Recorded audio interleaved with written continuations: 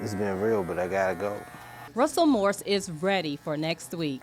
I'll be leaving. I'll be packing it up. Morse is leaving the Prince George's County Correctional Center with a skill and a dream. Everybody here I seem to cut seems to be pretty happy with their result. Not too many complaints. Convicted of drug possession, he's a barber at the facility, one of several non-violent inmates screened, selected, and who work for free at the facility through the barbershop certification program. It turns the time that they spend here into something productive. And that's not only from the standpoint of cutting hair, but we also try to teach life skills. I cover business ownership and management with them, how to operate a business from a financial perspective. Life skills that have been taught for 19 years in the barbershop and provide crucial reinforcement for inmates like Rufus Adams, determined to move beyond their mistakes. I would have a McDonald's, okay? And I would have a chair and a chair inside the McDonald's. And it would be a glass window.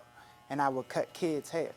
If they buy a Happy Meal, I would give them a free haircut. This was the best thing for me, and I feel fortunate enough to have been able to participate in the program while I'm here.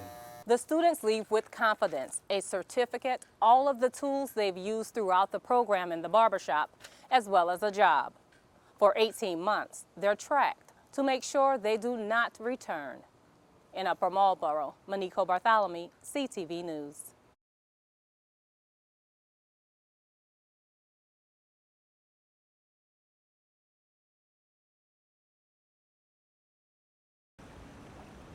Well, the rain may have moved out, but the complications certainly have not. We're on Water Street in Upper Marlboro, and I just want to give you a view of how massive this flood is. In fact, I'm standing in the water, and it's steadily rising above my calves as I speak. Meanwhile, this road closure is so crucial because it's considered a main artery between parts of the legislative and entertainment districts in this area, causing a lot of problems today for local drivers.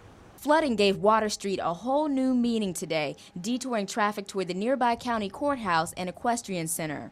Once we get into a situation where we have water coming over the road like that, we need to shut that down because it's not safe for cars to try to drive through it. The one thing we always tell people is even though it may not look that deep, it could end up being deeper than what you think it is. Figuring out how to get to the courthouse and finding parking meant delays. Drivers frantic they would miss important court dates had to find other options. We going in for a lawsuit, and we got to get it done. We got to get it done, so I'm just taking a chance. If my car get towed, I just have to go get it. This route, if you go this way, you have to take it to Addison Road and come back.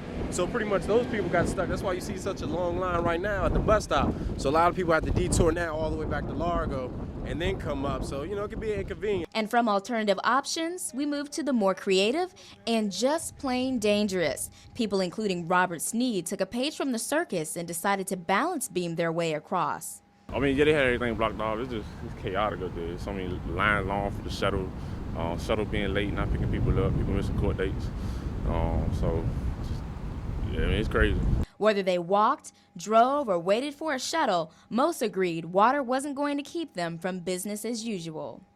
And like I said, this is court. People trying to, either make their PO like me or make these times because, like I said, the judges, they don't want to hear anything like this. No excuses. No excuses at all. And as mentioned earlier, the good news is that intense rain system has moved out of the way. The bad news is that at this point, it's really just a waiting game. When we talked to John Erzin, he said that they're continuing to monitor how much water is receding, and that is when they will begin to make decisions on when this area is considered passable. In Upper Marlboro, Natalie Wilson, CTV News. Well, it's that time of year where those of us who have neglected our workout regimens look to get back on track.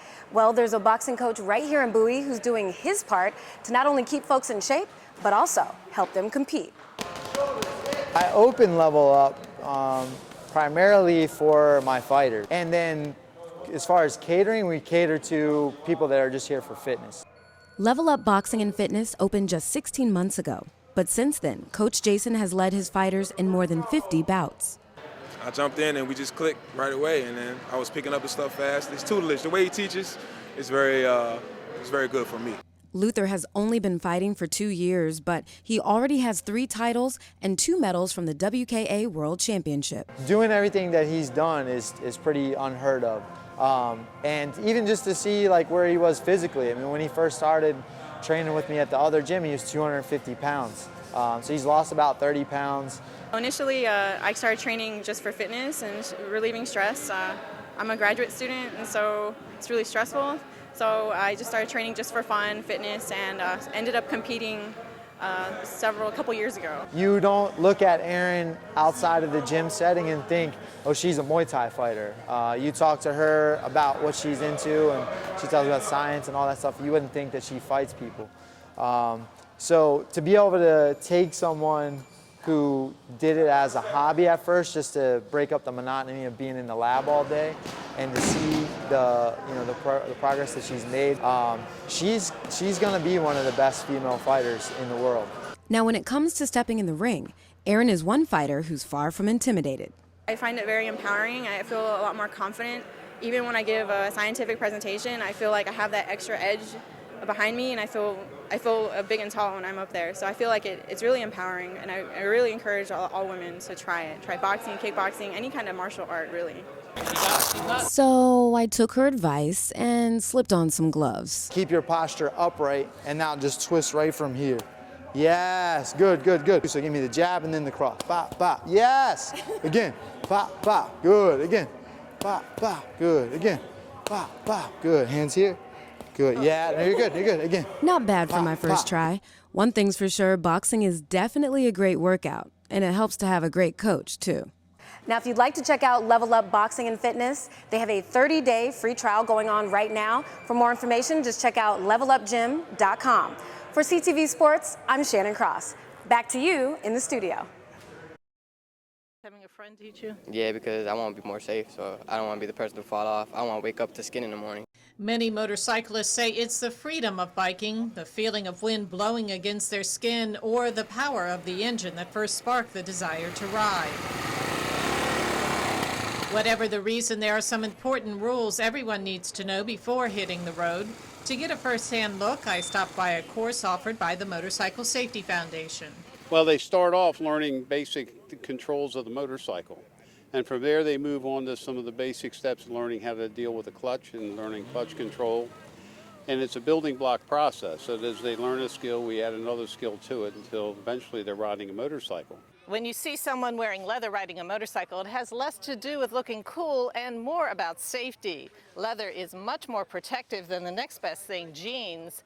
But experts say whatever you choose, make sure that most of your body parts are covered to prevent skin abrasions in case of a fall. Preferably leather, jeans, or some ballistic type material. We want to see over the ankle boots, nice motorcycle gloves, and obviously the most important, the DOT approved helmet. That old saying, it's like riding a bike, has meaning here, as classes begin with learning how to balance. The biggest difficulty that most students have is learning how to drive or how to ride a stick shift type vehicle. That's not an automatic. The operation of the clutch, the coordination of the throttle, the clutch, and the brakes. We cover everything from how to get on the motorcycle, how to get off the motorcycle, all the controls and parts of it, and then we gradually work our way up into showing the students how to ride. That was how I started. I was 17 at the time and one of only a handful of women to take the course. Those numbers have increased dramatically. I'm not looking at it as myself as a woman, but just as a person. Riding a motorcycle, pretty much getting your license, allows you to be able to have a little fun, a little freedom, save gas, and save mileage, as well as be safe. So I decided to suit up and retest my skills. It had been quite a few years. The course has changed over time, and I was a bit rusty. Okay, good. Luckily, I didn't do too poorly. I was invited back to take the experienced rider's course instead of the basic one.